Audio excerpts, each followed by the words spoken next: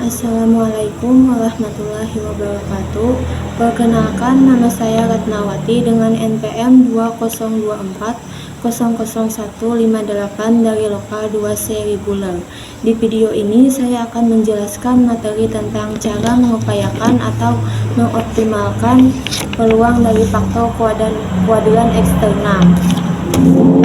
Tanah subur, lingkungan asri, damai, aman, kondusif, pemerintahan baik, tidak ada budaya korupsi atau suap, lapangan kerja banyak, dan harga murah. Yang pertama, tanah subur. Untuk menjaga dan meningkatkan kesuburan tanah, langkah yang bisa dilakukan antara lain dengan menerapkan pertanian berkelanjutan yang ramah lingkungan, seperti penggunaan pupuk organik dan sistem rotasi tanaman.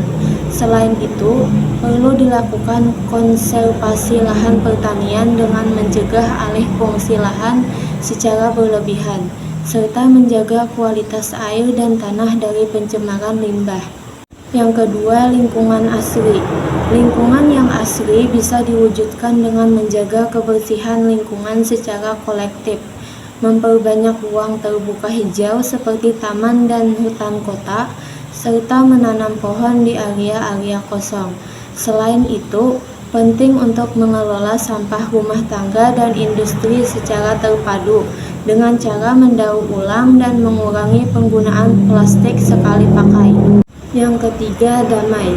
Suasana damai dalam masyarakat dapat tercipta bila setiap warga hidup rukun dan saling menghargai.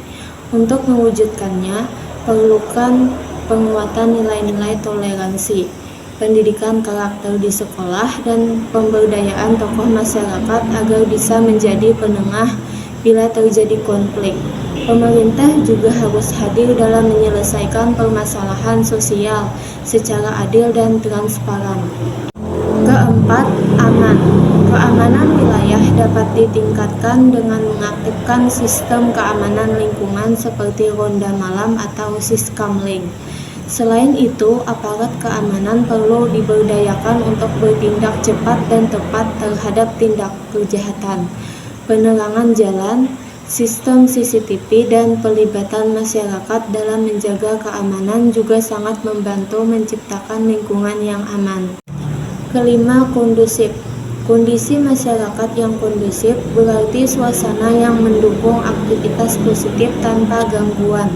Berarti untuk mencapainya, masyarakat perlu diberikan akses terhadap informasi dan pendidikan yang baik, serta fasilitas umum yang memadai.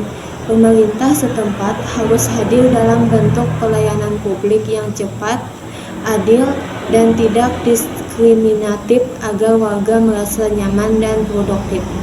Keenam, pemerintahan baik. Pemerintah yang baik atau good governance dapat diwujudkan melalui transparansi, akuntabilitas, serta partisipasi aktif dari masyarakat. Hal ini dapat dilakukan dengan mempublikasikan anggaran secara terbuka, mempermudah akses masyarakat untuk menyampaikan aspirasi, serta memperdayakan lembaga pengawas yang independen dan terpercaya. Ketujuh, tidak ada budaya korupsi atau suap. Budaya korupsi bisa diberantas jika ada komitmen bersama dari masyarakat dan pemerintah. Edukasi anti korupsi harus dimulai sejak dini di lingkungan sekolah dan keluarga. Selain itu, penerapan sistem digitalisasi pelayanan publik dapat mengurangi kontak langsung yang rawan suap. Penegakan hukum terhadap pelaku korupsi juga harus dilakukan secara tegas tanpa pandang bulu. Kedelapan, lapangan kerja banyak. Meningkatkan jumlah lapangan kerja bisa dilakukan dengan mendorong pertumbuhan sektor-sektor padat karya seperti pertanian, perikanan, industri kecil, dan ekonomi kreatif. Pemerintah perlu menyediakan pelatihan kerja yang sesuai kebutuhan zaman dan memberikan dukungan kepada pelaku UMKM. Selain itu, investasi lokal dan asing yang masuk harus diarahkan agar menciptakan pekerjaan dan bukan hanya mengambil sumber daya. Dan yang terakhir, kesembilan, harga murah. Untuk menjaga agar harga kebutuhan pokok tetap terjangkau, pemerintah harus mengontrol distribusi barang dengan baik, mengawasi pasar dari praktik monopoli atau penimbunan, serta memberikan subsidi pada barang-barang penting. Mendorong produksi lokal dan ketahanan pangan juga sangat penting agar masyarakat tidak terlalu tergantung pada impor.